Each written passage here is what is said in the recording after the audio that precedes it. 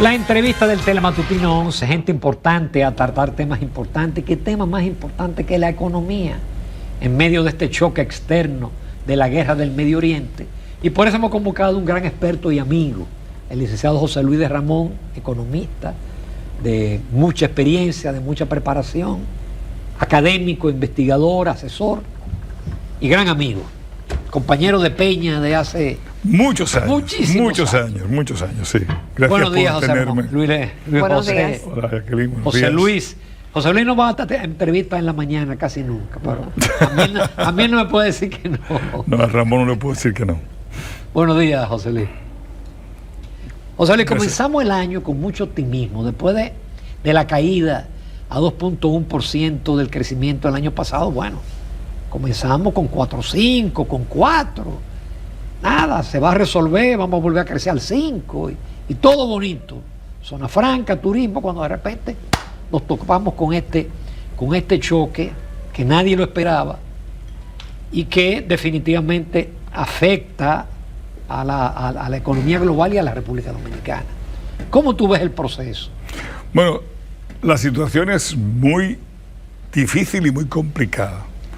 Yo creo que hay que entender un poquito de qué estamos hablando y poner en magnitud, ¿verdad?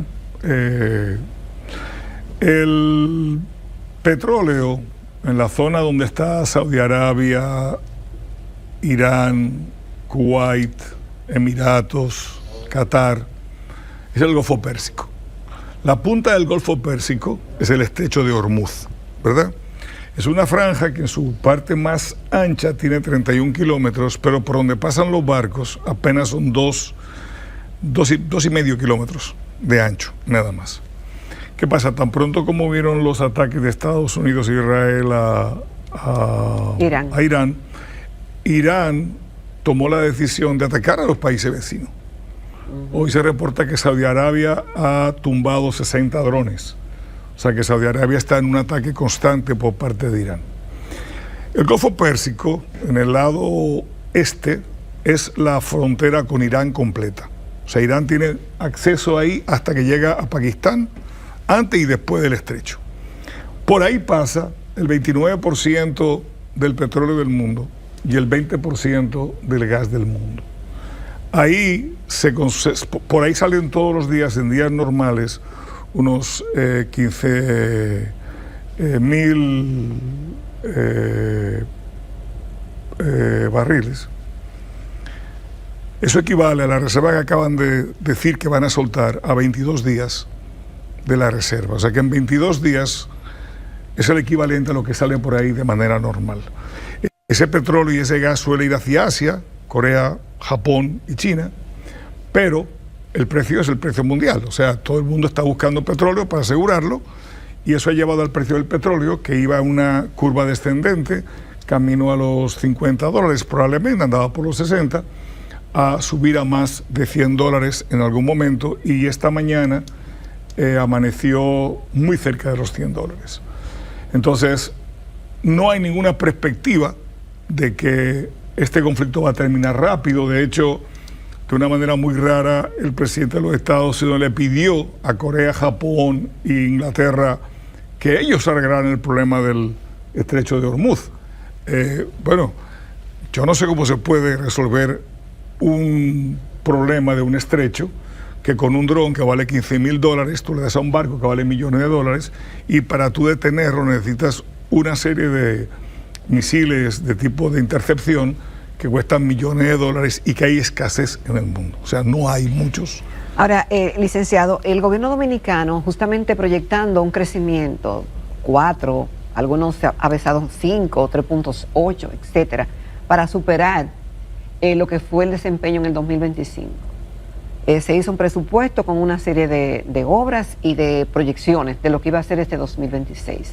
¿Cómo ese conflicto cambia?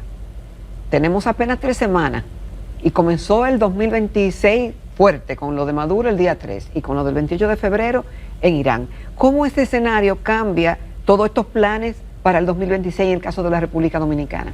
Mira, si el petróleo sube $30 contra el promedio, el subsidio de los combustibles, que estaba estimado en unos 8.000 millones de pesos para el presupuesto, se convierte en 40.000 millones de pesos.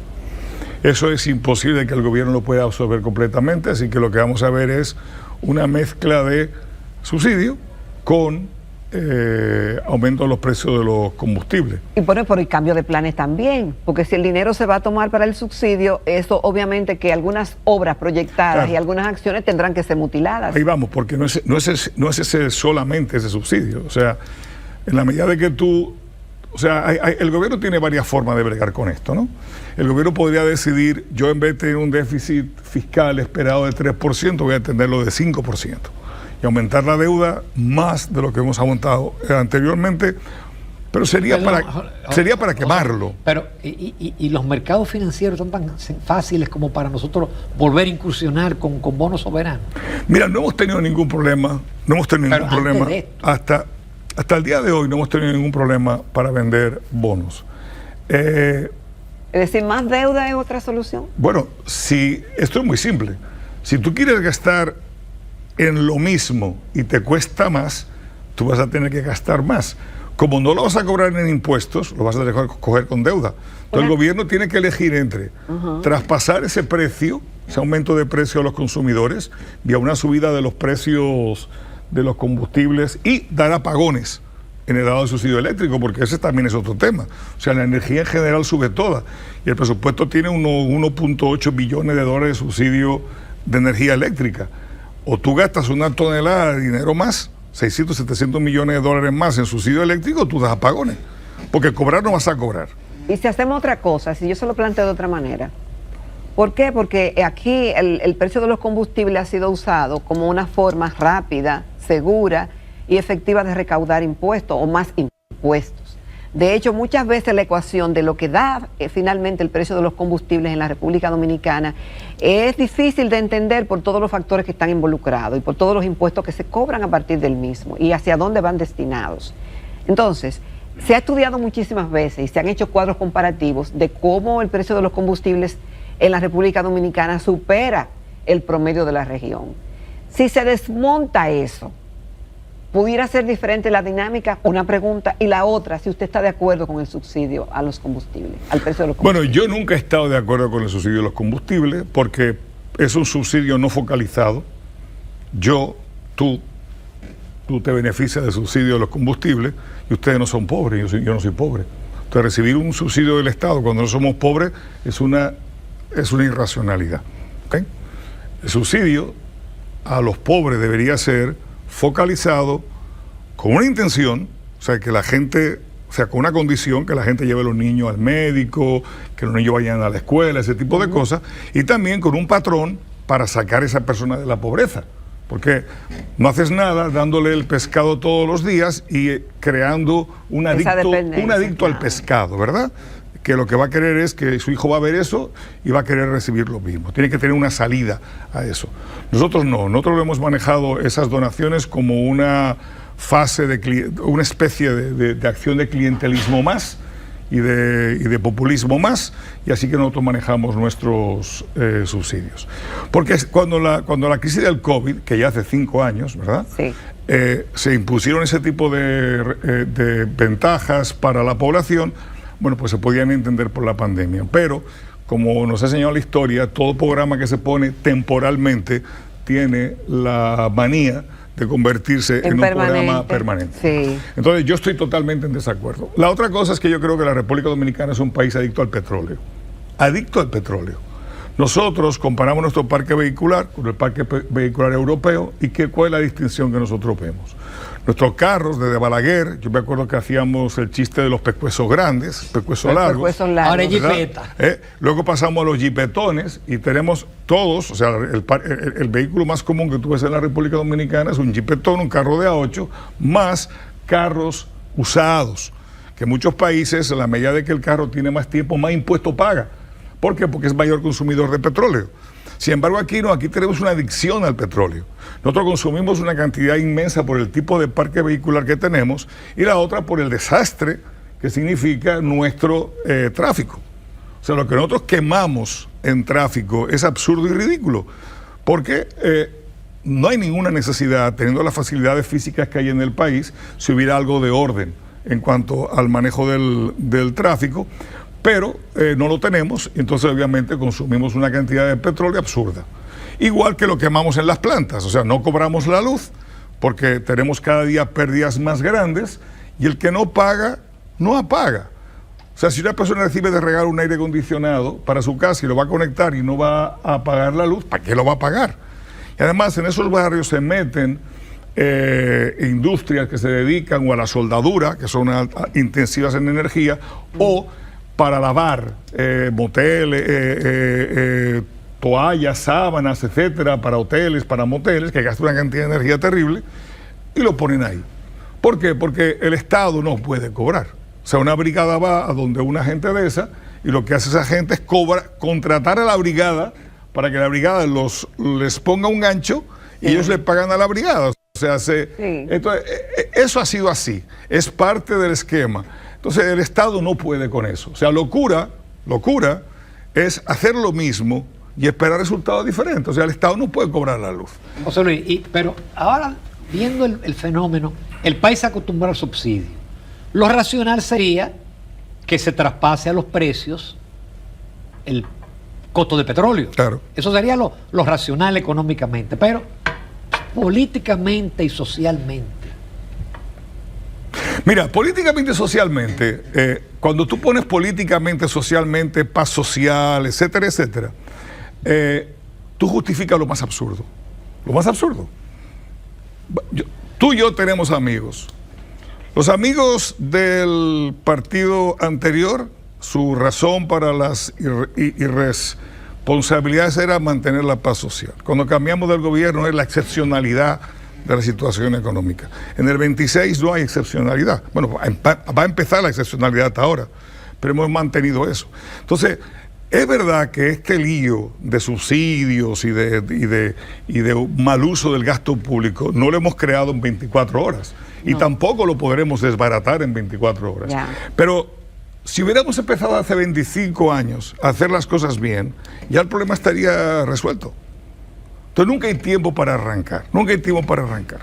Entonces una cosa que yo sí quiero hacer notar es que en la República Dominicana, como la politiquería que se maneja es muy partidista, ¿no? De lo mismo que yo hice, critico. Claro. Entonces, aquí hay una serie de problemas que el Estado, el gobierno de turno no aguanta solo. Cobrar la luz, por ejemplo, no aguanta políticamente solo el gobierno de turno. Exacto. El problema haitiano no lo aguanta solo el gobierno de turno. Entonces, si los líderes de los partidos principales no llegan a un acuerdo de aislar ese problema, sacarlo de la discusión, todo lo que tú hagas en cuanto cobro, yo no te lo voy a criticar. Todo lo que tú hagas en base a la cuestión haitiana, yo no te la voy a criticar. Eso salió y discutimos sobre todo lo otro. Yo te acabo con todo lo otro. Si no se da ese tipo de apoyo político cruzado, nunca lo vamos a resolver, excepto que llegue la crisis. ¿Por qué? Porque la crisis es algo natural de la vida. Hay crisis de enfermedad. Estás sano, de repente te pones enfermo. En la economía es lo mismo. O sea, tú vas acumulando una serie de cosas. ¿Y cuánto dura? Lo que dura. Nadie puede predecir cuándo va a ocurrir ahora. Lo que sí sabemos es que cuando llega el momento, se desarrolla una velocidad tan rápida que tú no puedes hacer nada. Lo hemos vivido con la crisis de los bancos, por ejemplo, en el 2004.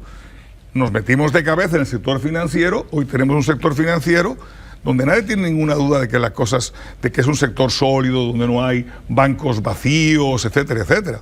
Pero eso fue porque hicimos la reforma después del 2003, que llegamos a la crisis del 2008, que acabó con el mundo en términos financieros, tú ni nos enteramos, porque habíamos creado una serie de medidas para proteger el sistema financiero. Entonces, de que se puede solucionar el sector financiero es un ejemplo.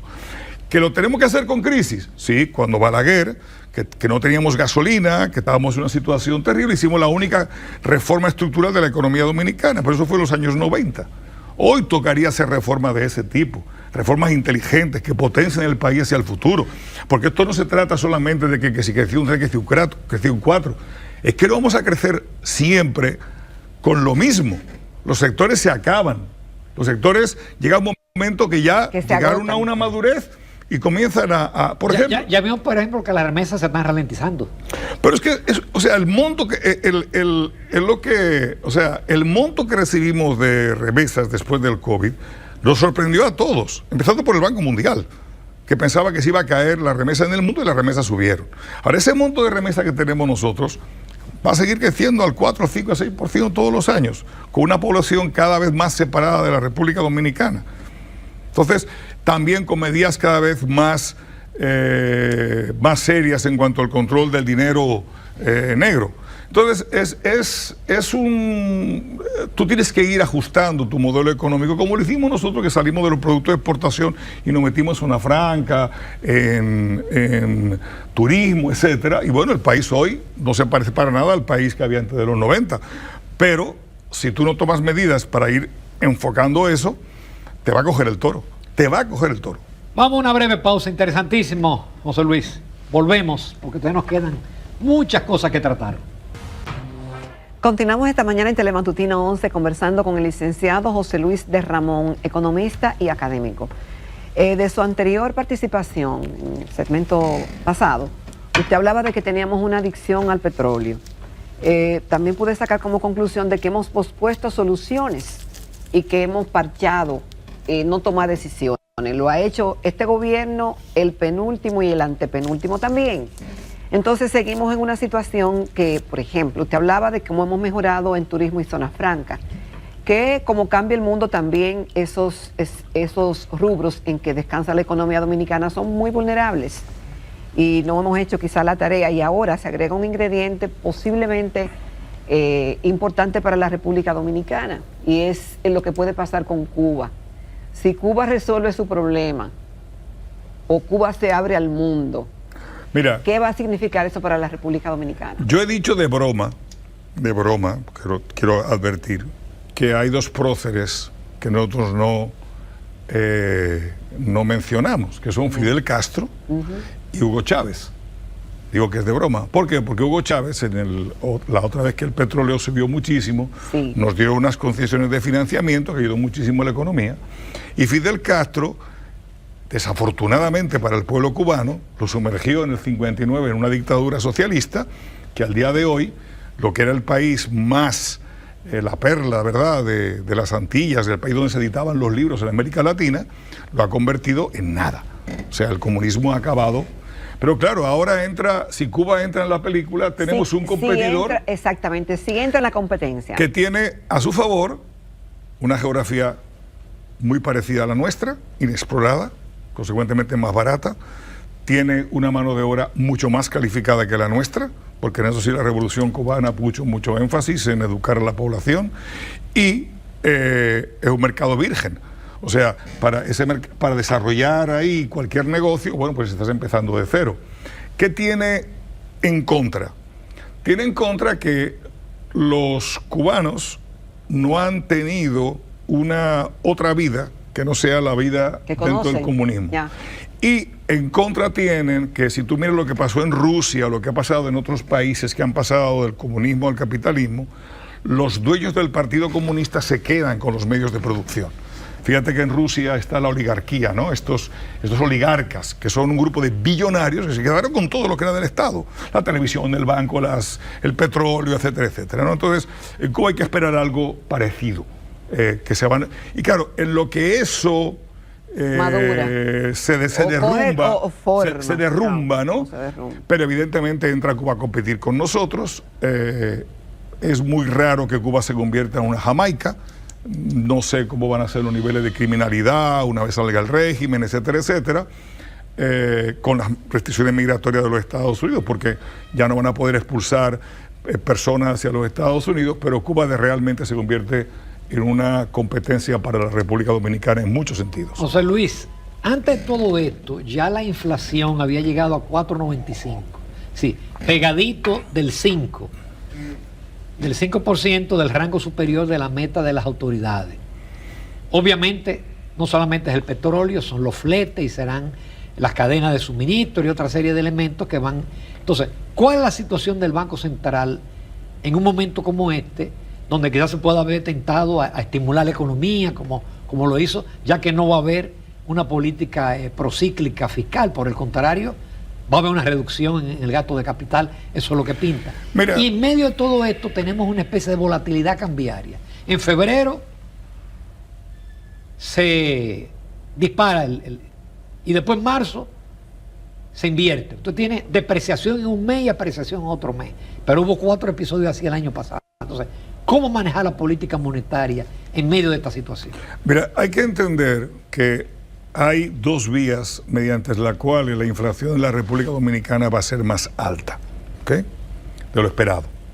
En primer lugar, tiene que ver con el hecho de que fíjate, el desarrollo de los Estados Unidos, que Estados Unidos pueda estar creciendo a la tasa que está creciendo, es básicamente porque se está invirtiendo muchísimo en centros para producción de energía y centros de procesamiento de inteligencia artificial. Eso consume energía como loco, lo cual hace que Estados Unidos va a tener también una inflación interna con ese crecimiento, lo cual va a llevar a que la Fed de los Estados Unidos, que tienen que tener cuidado en la naturaleza de esa inflación, no va a estar muy orientada a reducir tasa de interés. Entonces nosotros competimos con los Estados Unidos con la tasa de interés de una manera brutal, porque los Estados Unidos es un paraíso fiscal para los extranjeros. No se paga impuestos sobre intereses, no se paga impuestos sobre la ganancia de capital y se paga un 30% sobre los dividendos, que viene siendo como un séptimo o un octavo del retorno total de una acción. Entonces, cuando la tasa de interés está alta en los Estados Unidos, es muy difícil bajar la tasa de interés en la República Dominicana o el dinero se va. Si tú lo ayudas poniéndole un dólar más barato, pues todavía más fácil. O sea, si yo puedo comprar un dólar que entiendo está barato, pues todavía más fácil yo mandar el dinero para afuera. Entonces la tasa de interés, el hecho de que no pueda bajar la tasa de interés, no porque no quiera el Banco Central, sino porque no puede, porque tiene esa competencia de la Reserva Federal. Es una fuente de inflación para la República Dominicana. Y luego está la inflación importada. O sea, igual que nos va a costar a nosotros producir más las cosas porque tienen energía y consumen energía, igual le va a pasar todos los bienes importados. Si nuestra economía dominicana tiene una gran cantidad de bienes que son importados, o sea, y esos bienes van a recibir inflación en su país de origen de los costos de fabricación. Entonces vamos a tener una inflación importada, por un lado, más la inflación nuestra interna, natural, de los bienes que producimos aquí. O sea que probablemente este shock petrolero puede influenciar en 2.3% la tasa de inflación sin mayor, o sea, sin exagerar, si dura lo que esperamos que dure, que es varios meses como mínimo. Licenciado, ¿y cuál es su pensamiento, su posición sobre el tipo de cambio? Que obviamente habíamos tenido una estabilidad y ahora hemos visto algunas variaciones y ese zigzagueo que sube, baja, no da espacio a que las empresas puedan hacer proyecciones para futuro y afecta. Mira, el problema más ¿Cómo grande... hacerlo? ¿Dónde usted se inscribe en que se deje flotar la tasa de cambio o no sé cuál es su posición? Mira, yo no creo. Fíjate, nosotros tenemos una trampa en la economía dominicana, que son los 10.000 millones de dólares de remesas, que nos lo mandan, que no nos cuesta nada. Si de repente eso se parara, nosotros tendríamos que tener otro tipo de tasa de cambio para aguantar, para equilibrar el monto de entradas y salidas de divisas del país. Nosotros hemos sido muy conservadores con la tasa de cambio. Cada vez menos la tasa de cambio impacta. Conservadores en el sentido que no la hemos dejado flotar más a lo largo del tiempo. Yo favorezco un deslizamiento mayor de la tasa de cambio. ¿Por qué? Porque ya la zona franca nuestra son un producto que ni crece ni tiene participación en el PIB relevante. El turismo es apenas un 7% de la economía dominicana. El gran turismo es como un 7 o un 8% de la economía dominicana. Y el país apenas tiene un pedacito de turismo. El turismo en la República Dominicana ha crecido de la misma tasa que ha crecido el turismo a nivel mundial. Nosotros deberíamos haber tenido mucho más turismo en el país, pero ¿con qué tasa de cambio? O sea, el turismo está apoyado en que tiene exenciones fiscales, tiene unos precios que utiliza para el pago del OITEBI que son medio negociados con el gobierno mediante unos acuerdos. O sea, todas las ineficiencias del país las matamos o las que tratamos de compensar con ventajas fiscales y mirar un poco para la izquierda. En realidad, un país debería ser competitivo. Y para ser competitivo tú requieres una tasa de cambio. Así como dicen que para la agricultura no hay mejor ministro que la lluvia. Para el desarrollo de las exportaciones no hay mejor ministro que una tasa de cambio competitiva. Ahora, ya el problema específico, porque no te voy a arruinar la pregunta, de las oscilaciones de la tasa de cambio, cuando los comerciantes calculan un precio para vender, no lo hacen en la tasa de cambio del día. Ellos tienen que pensar que ese artículo que venden va a dar la vuelta, va a pasar a ser una cuenta por cobrar, eventualmente la cobrarán, comprarán unos dólares, lo mandarán al suplidor, el suplidor tendrá un precio diferente y ese producto vendrá a la República Dominicana con un costo de frente diferente y finalmente llegará a la República Dominicana y yo tendré ese producto otra vez. Nadie, porque la tasa de cambio baje, reduce los precios que marca el mercado nacional. No. Entonces, si ya tú alcanzaste un precio y ese precio te está marcando a ti la inflación de la economía, porque ya los precios han llegado ahí, tú cuando reduce la tasa de cambio solamente estás beneficiando a alguien, que es al gobierno, que es el que compra combustibles y el que paga deuda externa. Entonces, básicamente tú lo que estás haciendo es más barato algo que es malo, algo que deberíamos tratar de penalizar. Nosotros deberíamos tratar de acostumbrarnos a no tener tanta deuda, a no tener tanto consumo. Beneficia al agente económico que tiene liquidez y que puede comprar cuando está a la baja. Ya, es claro, la especulación que se puede producir con este tipo de cosas, obviamente, hay que tomarla en cuenta. O sea, nadie va a esperar que la tasa de cambio caiga a 50. Si la tasa de cambio baja significativamente con lo que ha sido unos meses anteriores, es una buena opción, o sea, probabilísticamente tiene mucho chance de ser rentable, tú comprar dólares baratos. Eso se cae, o sea, no hay que ser ningún genio en finanzas para hacer ese tipo de cosas. Y Banco Central, obviamente, no ha sostenido la tasa de cambio en lo que los economistas llamamos la tendencia de largo plazo, ¿no? Que es que eventualmente vamos a llegar a un punto, que lleguemos más rápido, menos rápido, no es tan relevante. Pero la idea es que la tasa de cambio siga subiendo. Yo creo que la tasa de cambio de la República Dominicana es un fetiche. Es un fetiche. Cuando tú vas a una reunión social, la primera pregunta que te hacen es qué va a pasar con la tasa de cambio. A mí nunca nadie me ha preguntado qué pasa con la tasa de interés. Jamás. Ahora, con la tasa de cambio, hasta tíos que no tienen nada que ver con eso quieren saber. O sea, la tasa de cambio se ha vuelto una variable en la economía dominicana cuya importancia se ha sobredimensionado porque la hemos sobredimensionado. Pero es que pero no se sobredimensiona o no genera tanta preocupación por el hecho de que afecta los precios de todo. No enteramente, no enteramente. Si tú miras la realidad, cada vez la tasa de cambio tiene una menor incidencia en la inflación de la que tenía antes. No estamos en el 1970. Nuestra economía dominicana ya no está compuesta solamente porque traemos cosas de fuera y las vendemos. O sea, piensa que servicios que no consumen dólares en general, ¿verdad? Son 60%, más de 60% de la economía. Pero necesitamos más peso para comprar el dólar si suben. Claro, sube sí, más, entonces, sí. Los precios suben. ¿Y cuál es el problema? O que mucha gente no tiene acceso. Bueno, tendremos que tener una economía donde si la inflación sube, habrá que ajustar salarios. Pero que ojalá tener un sector exportador dinámico que haga crecer la economía. ¿Y aguantan determinados sectores incrementos salariales? Sí. ¿Todos? Yo estoy convencido que sí. Bueno. Sí. Mira, te voy a decir un dato. La República Dominicana, antes de la crisis bancaria, tenía un salario real. Ese salario real cayó cuando la crisis bancaria del 2003. Desde ese momento hasta el 2025, ese salario real estuvo por debajo de lo que estaba en el 2003. Y en el 25 lo alcanzó. Entonces, hemos estado 20 años para recuperar el salario real de la economía. Entonces, no veo ninguna razón por la cual hayamos podido estar durante 20 años con un salario más bajo. Entonces, yo creo que hay que repensar el tema del salario. Yo creo que hay que dejar de opinar y empezar a estudiar. Pero ¿y si yo le digo a usted que hay personas que tienen 20 años ganando lo mismo? Bueno, yo te voy a decir que el problema de que una persona tenga 20 años ganando lo mismo no se va a solucionar por la vía que no sea la formalización de su empleo. No hay de otra. Porque yo puedo poner la tasa de cambio en el piso o la tasa de cambio en el techo, y si el tipo tiene 20 años en el mismo sitio, son dos razones que hay. En primer lugar, el tipo es muy ineficiente.